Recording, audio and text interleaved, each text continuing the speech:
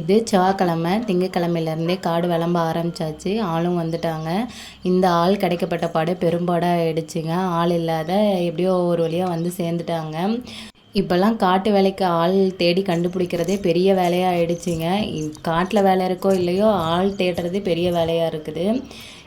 இந்த ஜென்ரேஷனுக்கு அப்புறம் எப்படி விவசாயம் பண்ண போகிறோம் அப்படிங்கிறது ஒரு கேள்விக்குறி மாதிரி தாங்க இருக்குது. ஏன்னா இப்போவே ஆள் பற்றாக்குறை நிறையா ஆயிடுச்சு. யாரும் வரமாட்டேங்கிறாங்க. காட்டு வேலைக்கு போகிறதுக்கு வேறு வேலைக்கு கூட போய்க்கலான்ட்டு போயிடுறாங்க.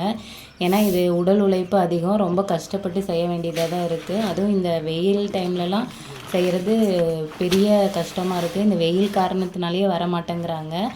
வேலை செய்கிறவங்களையும் குறை சொல்ல முடியாது. அடிக்கிற வெயிலுக்கு அவங்களாவது வந்து வேலை செய்கிறாங்க. நம்மளால் அங்கே நிற்கவே முடியலங்க. அந்த அளவுக்கு வெயில் வாட்டி வதைக்குது. நிஜமாக சொல்லப்போனால் கூலி வேலைக்கு கூட போய் பொழைச்சிக்கலாம் போல இருக்குது. இந்த காட்டை வச்சுக்கிட்டு வேலைக்கும் போக முடியாத, காட்டையும் விட முடியாத நாங்கள் படுற பாடு பெரும்பாடாக இருக்குங்க. இதில் வர மன உளைச்சலுக்கு அளவே இல்லைங்க. இப்படியே புலம்பிக்கிட்டே தாங்க எங்கள் வேலையை நாங்கள் பண்ணிகிட்ருக்கோம். அன்றைக்கும் இப்படி தாங்க எல்லாம் வயலுக்கெல்லாம் உப்பு வச்சு கொடுத்தோம். அவங்க விளம்பிட்டு இருந்தாங்க. இந்த வீடியோ பிடிச்சிருந்தா லைக் அண்ட் ஷேர் பண்ணுங்கள். பாய்.